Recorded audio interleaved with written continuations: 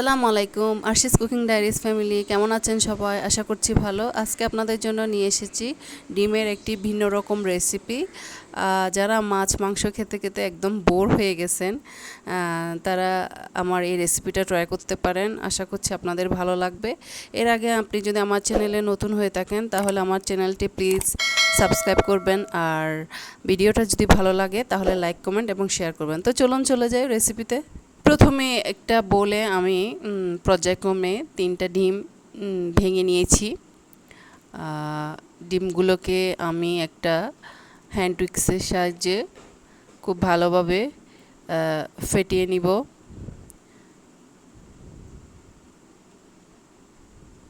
আমি খুব ভালোভাবে ডিমগুলোকে ফেটিয়ে নিচ্ছি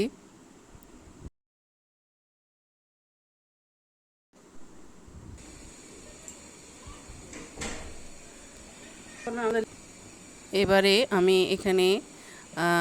একটা বড় সাইজের পেঁয়াজ দিয়ে দিয়েছি কেটে দিয়ে দিয়েছি কাঁচামরিচ কুচি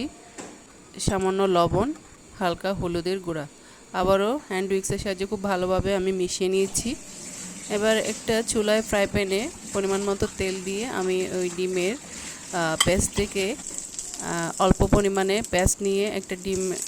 ভাজি করে নিয়েছি এবং ডিমটাকে আমি এইভাবে রোলের মতো ফোল্ড করে এবার একটি খুন্তি দিয়ে আমি যে ডিমের রোলটা তৈরি করেছি সেটাকে 3 ভাগ করে নিয়েছি এবার একটা বাটিতে উঠিয়ে নিয়েছি পরবর্তী যে পেস্টটা ছিল ডিমের সেটা আমি দিয়ে দিয়েছি তেলে আমি 2 বার করে দিয়ে দিয়েছি ডিমটাকে ভাজতে এবং সেমভাবে আবারও রোল করে নিয়েছি আশা করছি বুঝতে পারছেন আপনারা আমি কেমনে এটাকে করছি আবারও সেমভাবে খুন্তি দিয়ে আমি 3 ভাগ করে নিলাম এবার আমি একটা ডিশে সবগুলো ডিমকে উঠিয়ে নিয়েছি এবার ফ্রাই প্যানে হালকা আর একটু তেল দিয়ে এখানে দিয়ে দিচ্ছি একটা মিডিয়াম সাইজের পেঁয়াজ টমেটো কুচি এবং সামান্য পরিমাণে লবণ যাতে তেলের সাথে পেঁয়াজ এবং টমেটোটা খুব ভালোভাবে নরম হয়ে যায় পেঁয়াজটা যখন একটু হালকা ব্রাউনিশ হয়ে যাবে তখন এর মধ্যে দিয়ে দিব 1 টেবিল চামচ আদা রসুন বাটা আবারও খুব ভালোভাবে নেড়ে নিচ্ছি এবার সামান্য একটু পানি অ্যাড করব কারণ আমি এখন গুঁড়া মশলা অ্যাড করব এবার যে দিচ্ছি 1/2 টেবিল চামচ পরিমাণ হলুদ গুঁড়া 1.5 টেবিল চামচ পরিমাণ লাল মরিচের গুঁড়া 1/2 টেবিল চামচ পরিমাণ ধনিয়ার গুঁড়া আপনারা চাইলে জিরার গুঁড়াটাও ইউজ করতে পারেন কোনো সমস্যা নাই আবারও খুব ভালোভাবে সবগুলো উপকরণকে খুব ভালোভাবে নেড়ে নিচ্ছি আর টমেটোগুলো আমি স্প্যাচুলা দিয়ে ম্যাশ করে নিচ্ছি যাতে খুব ভালোভাবে গলে যায় লবণটা একটু কম হয়েছে মনে হইলো তাই আমি আবারও হালকা একটু লবণ দিয়ে নিয়েছি এবার আমি এতে দিয়ে দিচ্ছি কিছু ছড়া যেটাকে কচু মুকি বলে এগুলোকে আমি আগে হালকা একটু সিদ্ধ করে নিয়েছি আর দিয়ে দিচ্ছি কয়েক টুকরা আলু এবারে ঝোলের জন্য পানি অ্যাড করে দিব যাতে ছড়া এবং আলুটা খুব ভালোভাবে সিদ্ধ হয়ে যায় এবং ঢাকনাটা দিয়ে দিব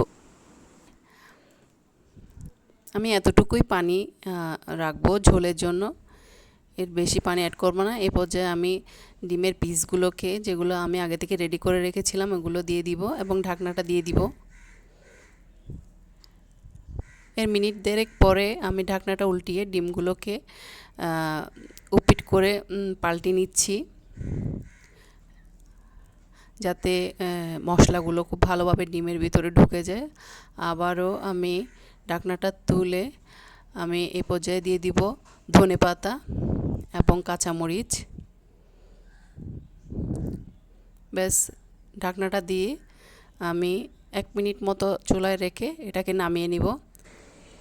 দেখুন ফাইনাল লুক কতটা সুন্দর হয়েছে এটি গরম গরম সাদা ভাত কিংবা রুটি পোলাওর সাথে খেতে কিন্তু খুব ভালো লাগে আশা করছি সবাই বাসায় ট্রাই করবেন